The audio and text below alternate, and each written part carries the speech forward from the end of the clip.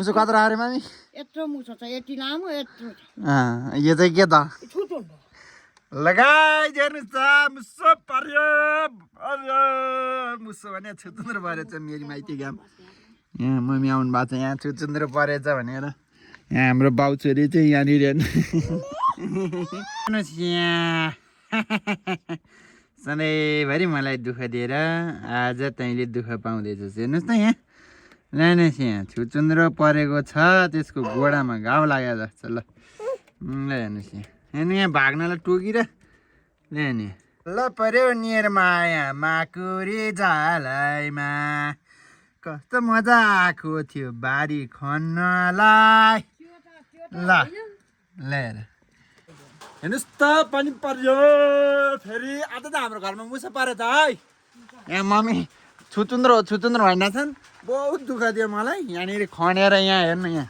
अहिले त खने त्यहाँ इँटा राखेको छौँ सो गाइस फाइनली पानी पर्यो यहाँनिर मुसा हेर्नु यहाँ मुसा छुचुन्द्रो पाप लाग्छ लागोस् पाप म लहर छोडिदिनु हो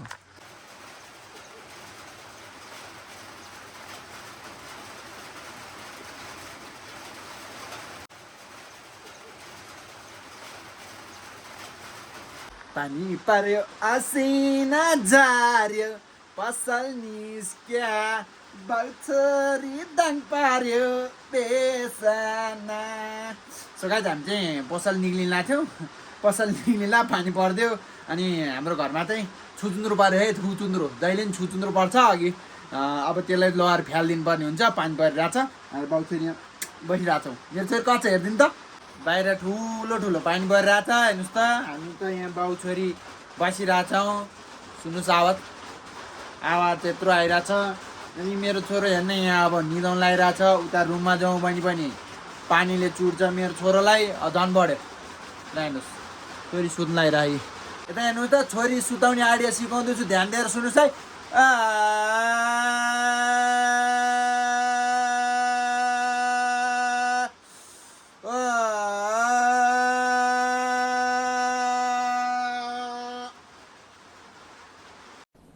डिप्रेशन मैं डिप्रेशन में रहता हूँ हमेशा अब भी मैं डिप्रेशन में हूँ माँ कसम अब चाहिँ पानी रोइसक्यो अनि मेरो छोरी सुताइसकेँ अनि तपाईँहरूलाई मेरो छोरी सुताउने स्टाइल कस्तो लाग्यो हेर्नुहोस् त हार भाले यस्तो छ तपाईँको भाले कस्तो हुन्छ ल हेर्नुहोस् यस्तो हुन्छ हार भाले त न बाँच्दै एकचोटि ल अब हाम्रो आलुबारी हेरौँ हेर्नुहोस् यो हो हाम्रो आलुबारी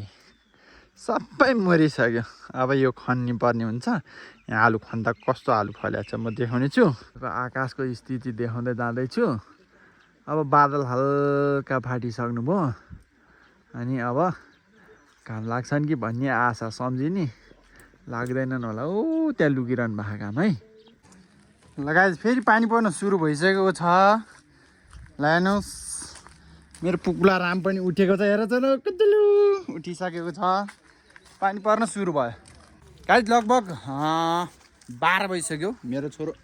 सुतेको आइडिया सिकाएँ नि त्यस्तै गर्नुहोस् सो आज चाहिँ मैले यति मात्र भिडियो बनाएँ किनकि अलिकति पानी पऱ्यो छोरो उठ्या थिएन अनि डिस्टर्ब हुन्छ भने मैले भिडियो बनाइनँ सो तपाईँहरूको कारणले गर्दाखेरि मेरो च्यानलमा चाहिँ 10 सब्सक्राइब पुगेको छ तपाईँहरूले हेरिदिनु भएको छ यसै गरी माया सपोर्ट गरिदिनु होला च्यानल सब्सक्राइब नगरिदिनु होला अनि म एक दिन यो भिडियो बनाउन छोड्छु च्यानल डिलिट गर्नेछु र अनि फेरि चाँडै खान सुरु गर्नेछु भन्दै बिदा हुन चाहन्छु हस्त नमस्ते।